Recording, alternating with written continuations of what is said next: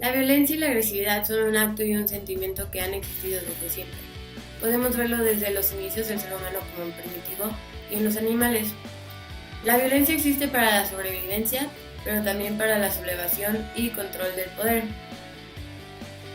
En el primer caso se puede notar sobre todo en las especies y en teorías como las de Charles Darwin, donde las diferentes especies compiten por su supervivencia.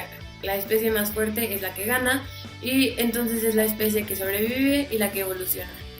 Esto genera un instinto de sobrevivencia en la especie que puede llevar a la violencia, porque para imponerse a otra especie se lleva a cabo la agresividad para poder sobreponerse sobre aquella y poder ganar y poder desarrollarse y así evolucionar. Lo que lleva a cabo que la violencia no es en sí mala, ya que esto se da desde un mero instinto y es necesario para la existencia y la evolución de las especies. Por otra parte, para el control y la sublevación del poder, las especies y sobre todo los humanos utilizan la violencia para no caer o sucumbir ante el poder de otras personas. Cuando una persona siente que alguien más es más poderosa que sí mismo, puede generar un estado de malestar que generalmente lo lleva a querer cambiarlo. Y muchas veces el ser humano recurre por naturaleza a modos de agresividad para cambiar estos comportamientos.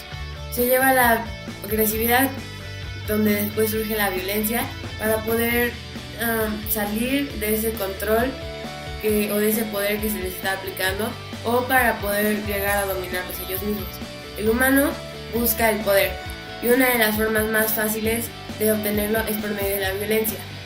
Esto nos lleva a la historia, a todos los actos históricos que hemos estudiado. Desde el hombre primitivo se ha visto la violencia como necesaria para la sobrevivencia. De hecho, se ve cuando se crearon las primeras armas. Las primeras armas son consideradas como la primer tipo de tecnología que el hombre ha creado. Y es algo que surgió por instinto y por naturaleza para que el hombre pudiera defenderse y crear actos para beneficiarse. Y no fue algo enseñado, porque en realidad no había nadie que les enseñara a utilizar piedras o ramas para armas de defensa propia.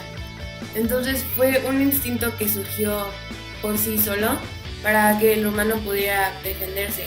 Entonces desde que se alzó una piedra y se utilizó como medio de defensa, se hizo la creación de armas, lo que luego llevó a la creación de puntas de flecha para la caza o para la defensa propia. El simple hecho de que el humano haya creado armas por instinto genera que la violencia o la agresividad puedan tenerse como actos innatos en el hombre. Si vemos en sí la historia, gran parte de ella se debe a conflictos de intereses que luego se llevan a conflictos bélicos. Si quitáramos las guerras de la historia que estudiamos, tendríamos algo muy vacío, porque estudiamos mucho sobre guerras entre civilizaciones primero, y luego guerras mundiales, primera y segunda, guerra frías, y luego las que se están dando más en la actualidad, que se tratan sobre el poder hegemónico y para defender la soberanía de otros países o conflictos de interés, generalmente por recursos o por control político de cierta zona. Las teorías de Sigmund Freud son un ejemplo que califican a la violencia como un acto innato del ser humano, ya que surgen por medio de instintos. Según Freud, el ser humano tiene dos principales instintos. Los primeros son aquellos que conservan y unen, que se refieren a la conservación de la especie y al acercamiento y tolerancia y cooperatividad entre la sociedad. Esto tiene también relación con la sexualidad y se ha llevado a tenerlos como el instinto de la sexualidad o del sexo que el hombre necesita para poder mantener la especie.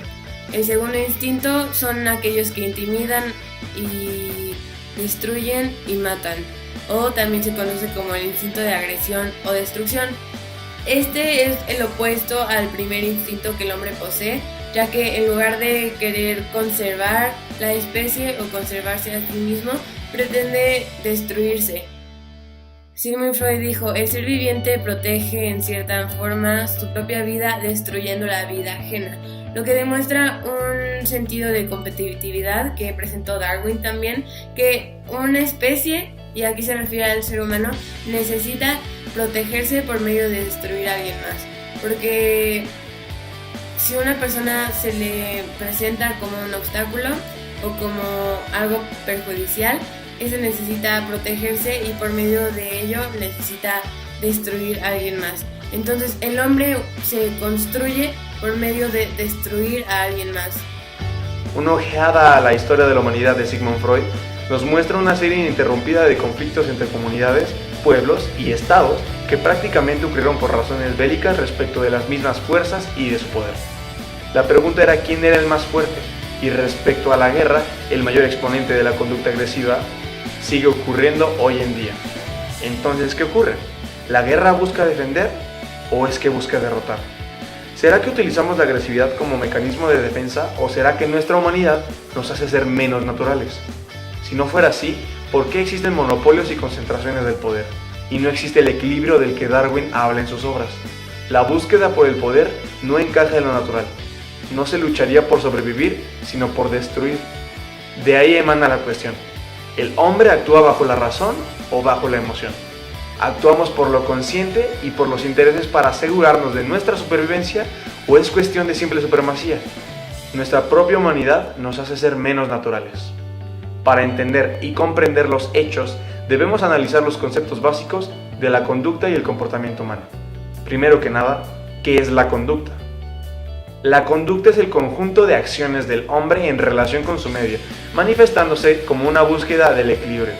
Por ellas se integran nuestras necesidades como las posibilidades que nos presenta el medio. Pero como sabemos, la adaptación al ambiente por parte del ser humano es una especialidad que éste posee. Por medio del intelecto y el lenguaje somos nosotros quienes moldeamos a lo que nos rodea. Sin embargo, las influencias del entorno en una etapa temprana del desarrollo de un ser pueden afectar su conducta y su temperamento. Sus aptitudes y actitudes a desarrollar, a formar, dependen de sus vivencias, experiencias, educación y traumas que ayudaron a moldear su persona. Todas las conductas que se conectan directamente a la actitud de un sujeto se hallan referidas al marco de su persona. Dicho de otra forma, las acciones y expresiones típicas de una persona, que son rasgos específicos de cada sujeto, representan la personalidad de un ser racional y emocional. Como seres sociales, desde que nacemos, no dejamos de conducirnos hacia la comunicación entre persona y persona. Surge una necesidad y con ella una conducta que busca satisfacerla a través del vínculo con los demás. A lo largo de su vida, cada ser humano va desarrollando una forma peculiar de conducirse, de vincularse con el medio, fruto de la interacción entre ambos. El vínculo entre los seres es indispensable, puesto que este es del que emana